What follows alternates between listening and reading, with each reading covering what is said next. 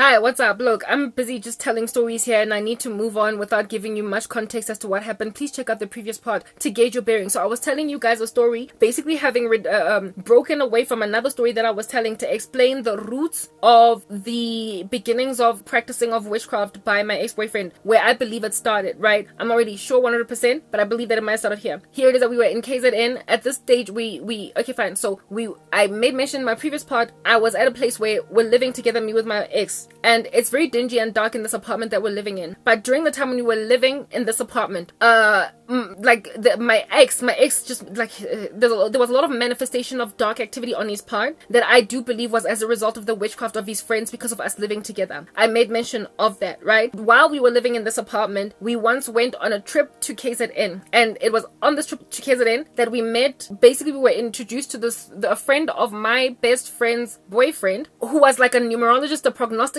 some kind of a diviner, a seer, a psychic, and he just decided to do readings on us right there in the room, right? So it's not like we visited a psychic. We were just going to go and visit a friend of my best friend's boyfriend, who was also a resident of KwaZulu. Sataniako Deben. It heavy. Anyway, whatever. So this guy, let's then move on to the next point in question. He gave like little prophecies to me, my friend's boyfriend, and my boyfriend. But what he said to my boyfriend, I thought my boyfriend would just let it go because I was busy out in the streets comforting him that I love him, right? He told my boyfriend that a very powerful man is going to give him a run for his money. And after that meeting, I was telling my boyfriend, I'm not going to leave you for some moneyed guy. Come on, I'm not that girl. But remember, my ex comes from a history of having a woman basically reject him because he didn't have much. And he also was the kind of guy that had to bend over backwards and pull random stunts in order to please women that did not care that he would end up in prison. And then he met, because of those stunts, then he met me, and I was like, you're not going to be doing crime with me because I don't want to be with a dude that is into crime. However,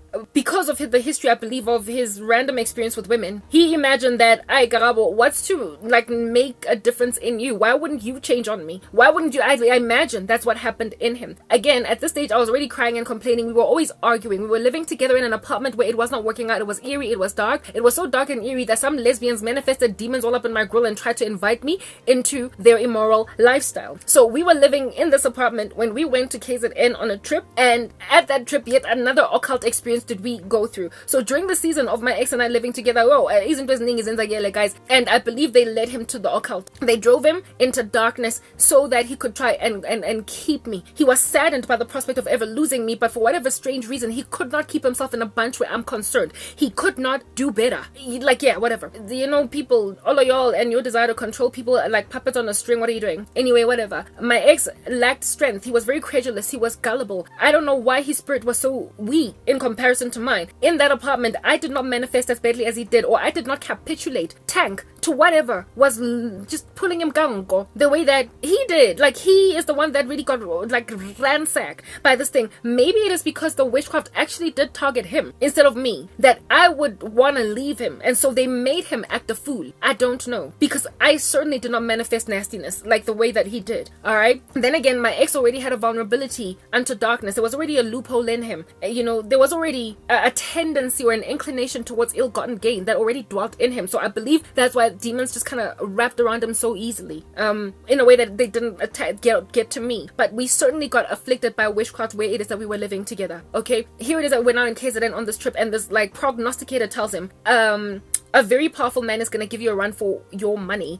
And every time he looked at me, this prognosticator, he kept on being like, yo, hi, well, now we'll see you tomorrow. Whatever you're reading, I'll give it to you tomorrow when you come back to see us. We never went to see him again the next day. Frankly, I'm glad, because I was curious about what he wanted to say about me, but we just did not have time. The next day, it was time for us to go back to Joburg, and we did not quite have time to pass by his house that day. So I'm glad we didn't go back, because I don't know what in the world would have, I would have been taken down a rabbit hole. That was God, right? He prevented that meeting from happening. Okay, very well. Here it is. Then we go home, right? And I comfort my boyfriend immediately after that random Satanist guy says what he says to us. And I'm like, I'm not leaving you. But remember, my ex has got a history of women just being irresponsible. But have I ever been irresponsible? I'm your ride or die. And on top of that, I've never cheated on you. You're the one that cheated on me twice with those random females. And those are the only times I remember. I could find out. It might have even been more. So why would I leave you for another man? Then again, my ex was currently dropping at that stage the ball so badly that he imagined that, ooh, lo uzongishiya. He didn't want to lose me. He didn't want to lose me, but he was not pulling his weight that he might not have to. He was being pulled so to and from. Yes, spiritual manipulation, guys. Like, I managed lalagabat. Anyway, whatever. So he was dragged like gango by something satanic. This man of mine. Anyway, whatever. So here it is at KwaZulu. This happens. I thought he let it go. I imagined he let it go, but I believe that was the beginnings of his sorcery. I made mention in the previous part about how it is that I never thought that my ex would ever turn to witchcraft, because there was this friend of his that was subjugated to the tyranny of it by his girlfriend, and he always used to tell us these horror stories of the things that his girlfriend was doing to him, and he just could not get out. And so when my ex would tell me these stories of his boy going through this, I imagined that he would never ever allow himself to be like that boy's girlfriend. The way that woman, her boyfriend with witchcraft thing, right? I imagine that my ex would never ever go out like that, because my oh my, like, whoa, my ex, my boy's girl is freaky, she's eerie, she's weird, she's one of those witch girls. I don't want to be one of those freaky eerie witch boys messing with my girl's future, messing with my girl's spirit. We're not doing it. We're gonna do things the natural way. Okay, very well. So yeah, that's where I find myself. But the devil knows how to lure people into the occult. Okay, so this thing is sitting banked in my ex-boyfriend's heart, and that whole trip go KZN was also cold. It was uncomfortable. My ex, like I told you, in comparison to other men, was not very strong materially. So my ex-boy, my best friend's boyfriend and his boys, they also made my ex feel small, because they were like all grown, and all fairness, however, my best friend was dating a man 10 years older than her, so my ex should not have even compared himself to them, because they more or less, whereas he was older than me by 4 years. He was our peer in a way that they were not, so he was not supposed to compare himself to these men. He was indeed a kid to them, you know, but he felt really small, type thing there. So I guess we should not have gone to KZN, right? But we went anyway, and when we came back, like all different kinds of manner of random stuff continued to happen. The event then with my ex, like running off with my credit card, with my bank card, my check card, and taking like almost 2,500 rands from my account. I know, Shem, that really got the best of me. And I remember on that same weekend, my cousin's kid was having a birthday party. I believe it was a first birthday party, right? Yeah, it was definitely a first birthday party, or second or something. Yeah, but my cousin's kid was having a birthday party, and I could not miss the birthday party, but this man was busy swiping money off my account, and I kept on telling my cousin, like, what in the world, look at this guy, like he's busy swiping my money. And I had to keep my cool for the sake of my niece, right? And my cousin, to be there for her, but at the same time my money is busy melting out of my account, and I keep on making calls on some like panic is like all over the show. My ex didn't come to the baby's birthday party because he was busy taking my money. Again, another event he missed that he was not supposed to be missing. For me, it was like, I cannot marry this guy. What in the world is going on? Here is a trial run and it's not working, blah blah. Yo guys, yes, my ex, yeah, after that event, I then made a decision. I told you guys that I went to the police and I changed my mind, because the police officer unconvinced me by saying, do you really want to arrest your darling? And I called the mom, and the mom also sort of kind of was like, I don't want another son in jail, and I felt bad for that. So for the sake of the mom, I basically did not arrest him. But then I broke up with him. He indeed paid back every last penny that he took from me. Oh yes, guys, that was not the only experience. He had also taken some money from my account right when we were living in that apartment. Yes, when we were living in that apartment, there are so many things that my ex did that for me it was like, yo, whatever. Like, I for the life of me, something was happening to this guy. Anyway, whatever. Very well. So that was the final straw for me. The money that he took from my account, that was the final straw. I even told my mom, I was like, it's over. And my mom was like, my mom, like, she liked him all the way to the end, even though he was like a monster. I don't know.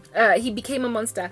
She was rooting for him, but that's the thing. People in the occult always root for each other. So moving on, right? So this guy, I dumped him. I broke up with him. I went to live with my mom. I canceled the lease, and the last month he stayed there by himself. During that month when he was staying in that apartment by himself, like, yeah, I'm so glad nothing happened to him during that time, because he was left in a very dingy, dark environment, and I had no idea just the spiritual climate. Because if I had known what spiritual climate was there, I would have stayed. But at the same time, what am I dealing with? Is this Oedipus? I'm not your mom. I'm your girlfriend. So the little I have to take care of you like this is just like, you're a man, like, man up, like, girth yourself up. But thankfully, he stayed cool, all right, in that season. But he lived in a house, and it didn't feel like it was dark, okay?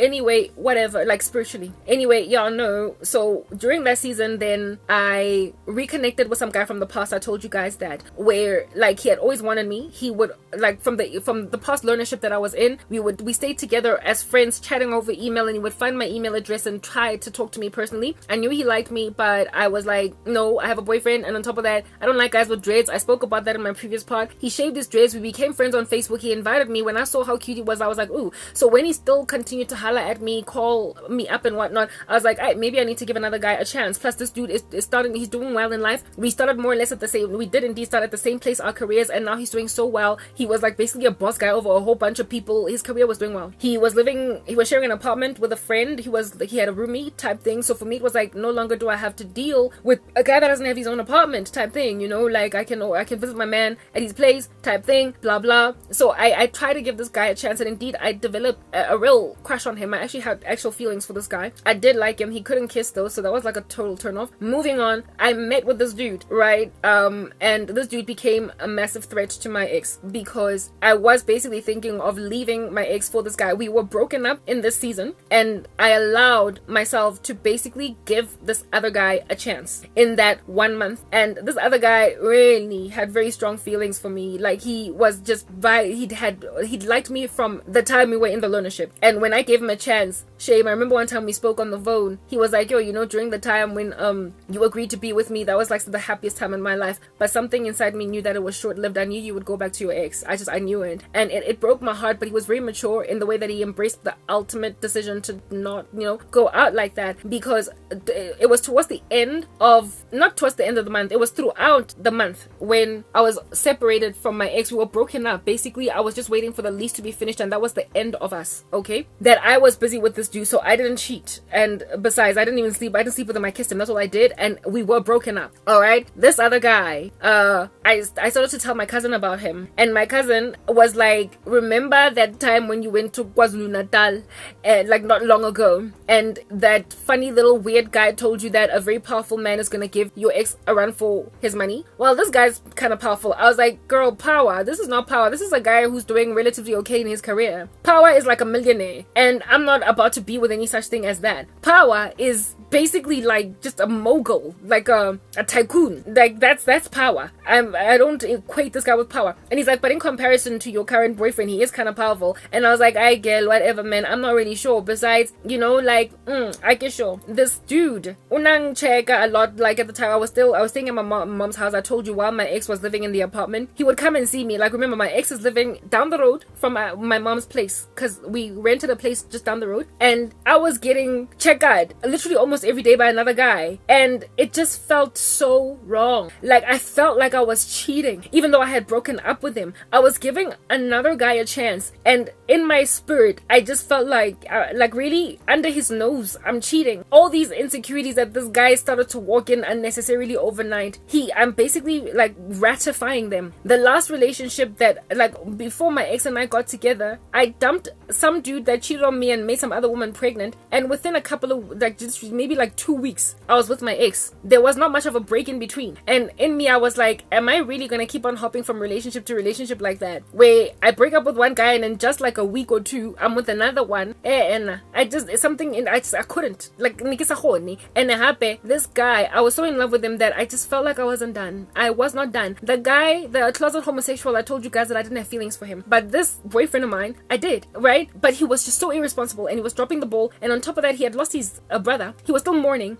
He had hurt me severely, but I imagined that maybe he's mourning. Like, I really could not differentiate as to why my ex had changed so badly. I wasn't able to identify it as he is under spiritual attack, and that's why he's acting like this, or he's mourning, or he's just a jerk and he's messing with something really good, or I looked at all of the times when he basically sacrificed his insanity for me so that I won't leave. I remember the time when he told that Jezebel woman off, basically told her, my girlfriend is not going to be happy, so please. And he calmed her down, he simmered her down, and she stopped afflicting our relationship. I then remember that he stopped drinking alcohol altogether for me, and he never went back. Like, during the season when he was acting a fool, he was still sober, right? And he never ever left alcohol. well. I just kept on thinking about all the decisions he made. So basically weighing pros and cons. And again, he was stranded. He was like sitting around in this like empty apartment. Now, this is the last month that I am with my ex, right? I'm thinking, here it is that I'm busy with this other guy, and busy one check. At some point, I went to go to this guy's place, and we hung out pretty much all night long, right? I never slept with him though, and again, the whole time I just felt so uneasy. I was like, hey, maybe I should wait a minute, because this guy's then gonna be a rebound. And on top of that, like I said, this guy couldn't. I hated it. He couldn't kiss, and his lips were very dry. And I was like, on top of that, he doesn't like. I was just constantly comparing him to my ex at that stage, right? On some, fine. So he might have all these other things, but yeah. Plus, my ex was very romantic. My ex was also he spoiled me quite a bit in the beginning of our relationship, and it appeared as if though he wanted to show me really the best of things. Insofar as like he just did not have many resources to do so. Whereas this other guy, he was not trying. He did not quite have the je ne sais quoi that my ex did. He didn't. He wasn't as romantic. And I remember one time being like, when we're hungry, let's just go to McDonald's. Why in the world do we have to go to like an important restaurant or whatever? And I was like, my ex and I had our first date at like a real normal good restaurant. As long as McDonald's. On top of that, this dude had a car, and he wanted me. Like I remember one time he used to live in Pretoria. Now he used to live in this neighborhood, but every so often he would be in Pretoria for whatever reason, and he would be like, when I'm in Pretoria, you know, you should be prepared to meet me halfway and sometimes drive there, because I don't want to have to pick you up and drop you off and whatnot. And I remember thinking, if my ex had a car, he would have not only picked me up and dropped me off, but he would have opened doors and closed them. He was just a lot more chivalrous. This dude just was not trained in that regard. I don't know who under heaven trained my ex that level of chivalry. He just had it in a way that his boys didn't have it. It's like it dawned on him. I don't know. He was well groomed, and I don't know by who or by what, but he just got it right. And for me, it was like, this is why I fell in love with him. And if I were to end up with this other guy, choose him over my ex, I would be doing nothing different from what that other girl that passed him up because he didn't have money had. I fell in love with this guy because he just got a lot of things right that many guys just don't. So after like, you know, a month of frolicking around with this random dude that was telling me McDonald's for our date and wanting me to drive all the way to Pretoria just to meet when I wanted to be picked up, and he was all about like, you know, 50-50, half-half. I was like, my ex might not be able to give me much, but he goes 100% of the way when I need stuff, if it is in his power to do so, to cater to me. So just the effort is enough for me to evidence the potential future that I have with this guy. Whether or not he has money is irrelevant. I've already seen what he can do without it. So he didn't compare, like even in the slightest. And like I said, he couldn't kiss. So that just like for me was a deal breaker. I was like, if you can't kiss, what else can't you do? So anyway, whatever. So I was like, no, no, I want like yeah. So he made me miss my ex. Like he caused me to miss my ex, and he caused me to feel like I was cheating on him, right? With this dude, I felt like I was robbing him. I felt wrong for doing what I did, even though we were broken. Lo and behold, on the last day, I called furniture removal to take the furniture to storage. I allowed him to stick around with the furniture for like a month, the whole month. But then, of course, towards the end, so that we could move out, I got furniture removal trucks to come and get the furniture. And on the day when the furniture removal trucks were coming to get the furniture, he was there in the apartment. It was a weekend, and I had to do it on the weekend, even though he still had like another day or two to stay there, up until the like very 31st of the month or the 30th of the month. And it was when I went finally to go to collect, to basically help the furniture removal guys along, that I saw him, you know, for after like a whole month, and we weren't talking. Guys, in this he was so sad. He was so sad. He was so sad. Like, it's like sorrow. He was eating. It was like enveloping him. He has stayed in that apartment all month long. I don't know why he stayed and didn't go home. I think he was hopeful that I would change my mind or something. And on the day when the furniture was coming to get collected, it was confirming that this is it. And his brokenness, yes, like it, guys, you know, soul ties are a thing. In double the way that it got to me. Like, I was so hurt to see him in that state where he was basically just living in a demonized house that was very dark, and I wasn't there. And the whole month he was busy going to work, coming back into that empty place because he wanted me to come back. He didn't even beg me or try to talk me out of the decision I had made throughout the month. For the month to end. When I saw that, it ripped me into a million pieces. Here it is that I was busy making out with a guy, right, that I could not be with. He wanted to get down and dirty. I was not interested. I was like, it's gonna feel like cheating. And on top of that, goodness gracious, like, like, really, it's only been like what, a couple of weeks since I moved on from my ex, and I don't feel like I'm done. So I'm not gonna sleep with you, dude. Plus, I don't even know if I really want to be with you, right? So I had gotten myself all worked up with like some other dude that I could not be with, a type of establishment thing. So when I saw my ex looking like that, I made a decision to go to my mom's house. Shame. As that guy, I had a lot of compassion for him, and it was almost motherly, like Oedipus. I had lots and lots of compassion. I could not watch him lose me because I knew that he didn't want to lose me, but for whatever reason he just could not get his act together concerning me. Yazi guys, when you allow yourself or get bad counsel, like when losing your woman does that to you and you just keep messing up, like what are you doing? What are you doing? My ex would become a raving mess every time we'd break up, and he would also relapse into drugs. That was one of the biggest things that also used to make me be like, you know what, I cannot just keep getting back together with a man because I'm scared he's gonna pass away from a drug overdose, because every time I make a decision to get out, he decides to deal by taking drugs. Here is a man that relapses into a bad habit after hurting me, and I decide I want to leave. Yet every time I allow him back in, he does not basically cut ties with whatever made him lose me. It was so evident that I was a devastating thing for him to lose that he ought have severed ties with friends that were obviously making him hurt me. He was happy and ready and willing to sever ties with the woman that was making me uncomfortable, the Jezebel lady. But he, for some strange reason, was not prepared to sever ties with these friends. At which point I was like, that's when that whole observation with my ex made me realize just the potency of a man cave. Like when men get together and they badmouth women, how much more potent to transform their friends' lives over for wickedness than even a woman can. Like a man would faster leave a mistress or a side piece because he's basically threatened with losing his wife or his main chick. He would faster leave the very exciting electric side piece than he would ever leave a bad friend that keeps on making him hurt his woman. And it is the worst. Like, I don't even get it, because what in the world is a man gonna do for you? He ain't gonna pop no babies for you. A mistress would more likely give you a family than a man ever can. Like, you are literally putting yourself in a non-binary world, in a singular, like proper, just one gender. It's like being on Mars. You know that book, Men Are From Mars, Women Are From Venus. It's like being in a school that has no girls in it, just the boys only. It's just a lonely, canyonic, voidy environment that is lacking one half of the puzzle, and yet you would much rather run these streets with it. You would much rather ruin like the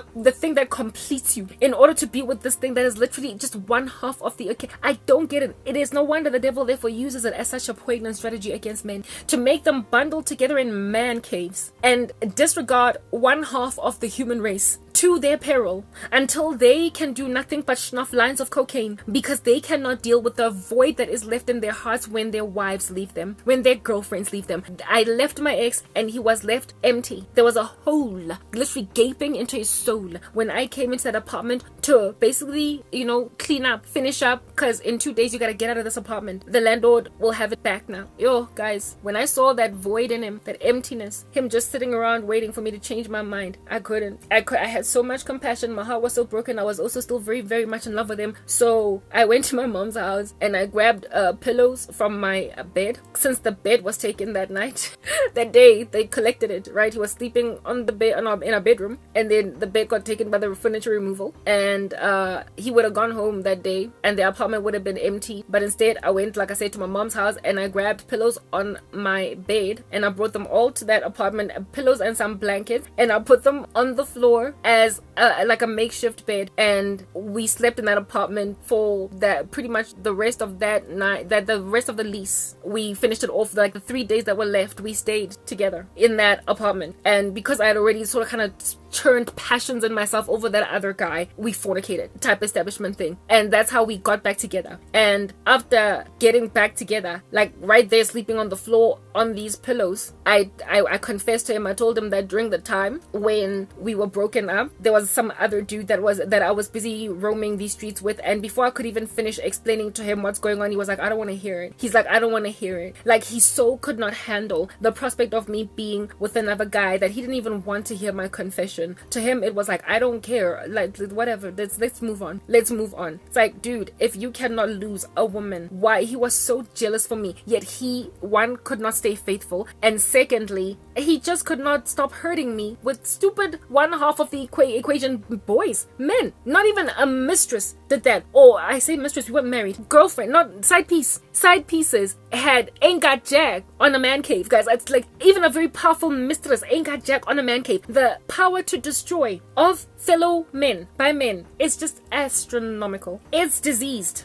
It's out of this world. It is pretentious. It's harlotrous. It's overwhelming and all-consuming. Here is a man that was prepared to let go of some flaming, like, passionate romance with a woman that did not want to be with him, and he cast her to the side for me, but he could not cast his boys. He couldn't. He could not cast his boys, and it nearly cost him me, as at that stage anyway. It ultimately did, because he never repented. He never walked away from the dark deed that he was doing with these boys. He never let his boys, he never cut them off, because he was supposed to do that at some point when he realized that they were costing him a relationship he couldn't afford to lose. And I slept with him on the floor for 3 nights, showering. Like, I brought a heater at some point because it was winter when this happened. And we were living with that TV, eating pizza on the floor for 3 days before the lease finally ended, and we had to get out and hand the keys over to the landlord. And he went to his mom's house, and I went to my mom's house. We got back together. I had decided that we were gonna break up, but we couldn't. I couldn't leave him like that. I was still in love with him, and I saw just how much it broke him for us to break up. So we stayed together despite having not worked out living together. I had this cognitive dissonance in me, in that if we could not live together, how in the world are we still together? Because when are we ever gonna be able to live together? When is that ever gonna happen? When must he grow first? Why? I mean, he's a grown man. What are you now, like 27, 8? Like, no, come on. Like, yo, guys. Anyway, whatever. So I got back together with him, and we were together, and we tried again. We tried again to live together, because I had to move out of my mom's house. We were not gelling. We were not getting along. And in this new apartment, in the time that I was with him living in that other apartment, I got yet another job. I got another promotion. So like I said, I grew very quickly. So I was then now finally able to sort of like pretty much afford rental on my own. I could have moved in by myself. I had to move out, but then we made a decision that we're gonna go at this one last time. We're gonna try to see if we can live together one last time. And this time around, we had a housewarming. We had a housewarming. We made a pact. We made a deal that we're gonna live together. His mom and dad finally eventually accepted us deciding that we're gonna live together, especially when we tried again for a second time. Right?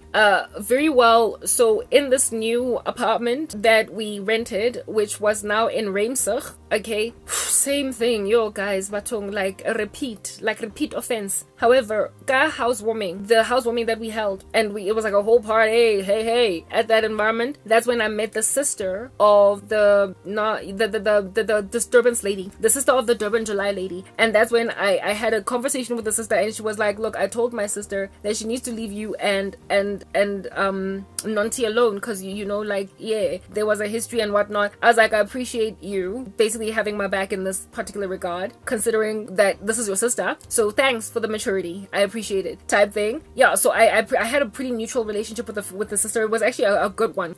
So I mean, the level of enmity that I had with this lady, it was like strange, given that everybody else in her circle, including her friends, I was pretty okay with, because they took my side. They did. And it's almost as if though my ex was being helped along by God to, dude, get your act together or you're gonna lose her. I'm giving you grace, I'm giving you mercy. Like, itukise itleke and marry, because like, what in the world? Like, come to me, all of you who labor and are heavily laden, and I will give you rest. Repent, you and your woman, break off from darkness and follow me, and I will give you a very happy marriage. Like, go on right ahead into the sunset proper. So much grace was given both of us. I, however, embraced grace, and my ex didn't. So he rather turned to the darkness. So I believe that because of that event with that prognosticator, diviner, numerologist, whatever you want to call him, my ex from that season started to afflict me with darkness, right? He started to use witchcraft on me. I really cannot tell you at which point the sorcery started, but I can tell you when I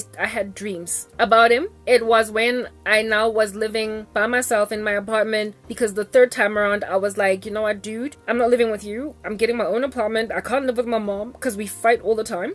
I love you. Obviously, we can't break up because we just can't. Whatever reason, we just can't stay apart. So we'll stay together, but I'm living on my own, and you're gonna have to visit me. You're gonna have to visit me or get your own apartment or whatever. But until we can, I guess, grow, because it appears maybe what we need to do is grow.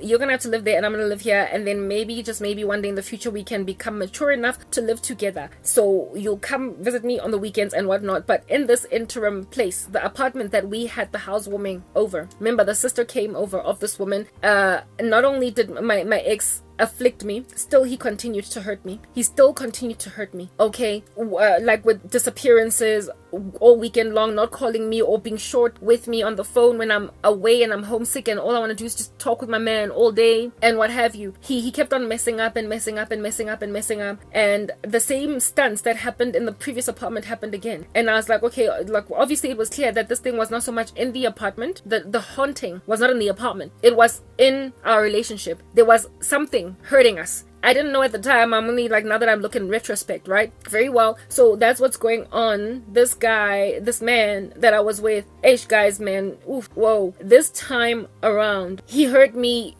yes, with the boys, but it doubled. It magnified, because moving into this new apartment and the sister of this other woman being there at the housewarming, I believe might have gone back in the grapevine to the sister. And this time around, the sister was like, you went to a housewarming, they lived together, really?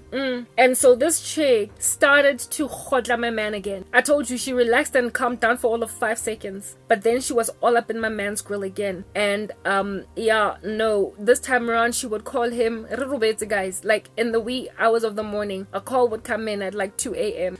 and my ex would be like, hello, and this woman would be like, hi, how are you?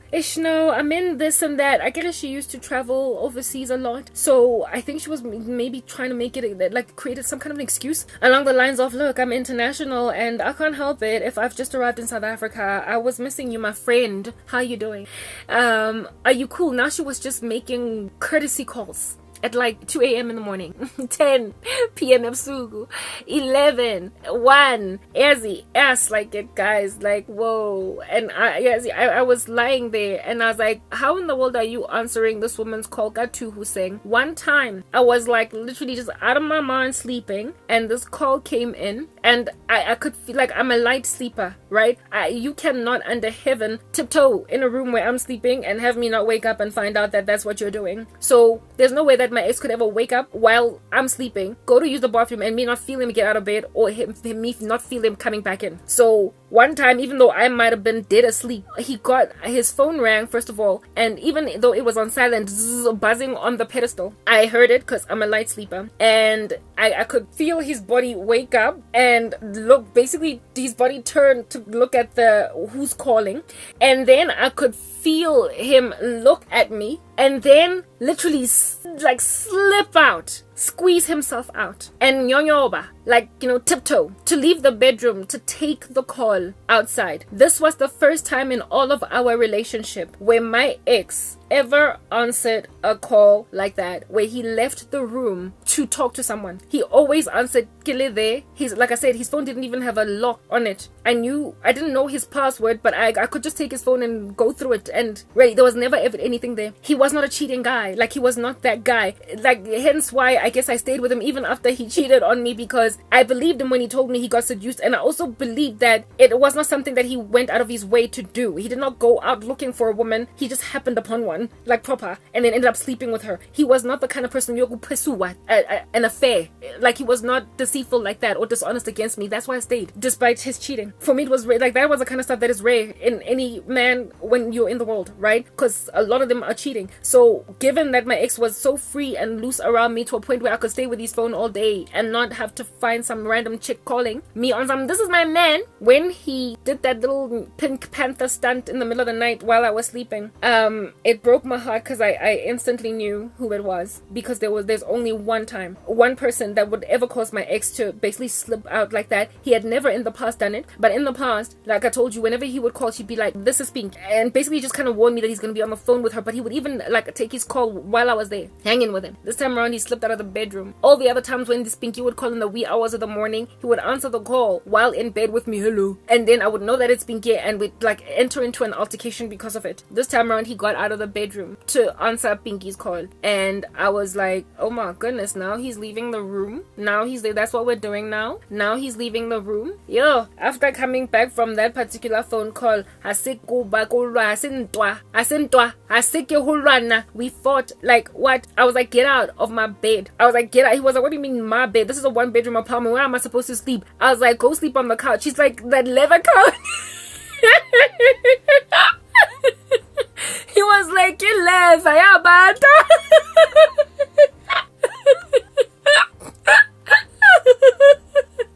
he was like, you want me to go and spend the night on a leather couch with like one blanket? I'm tired. We fought, like, as in physically. I was fighting him, but he was basically preventing me from fighting him, so he would never have laid a hand on me, right? So I was trying to like push him out of bed.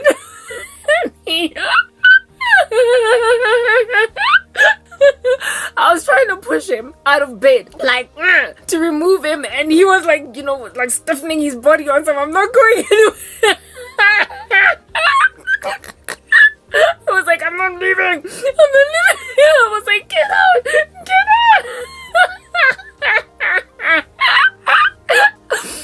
I kept trying to push him out of bed, and he was like, hey, I'm not going to sleep on that leather couch, Yabanda.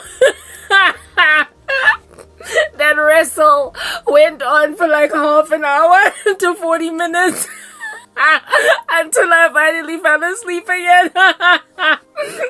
And he stayed in bed. He fought for his opportunity to sleep in bed.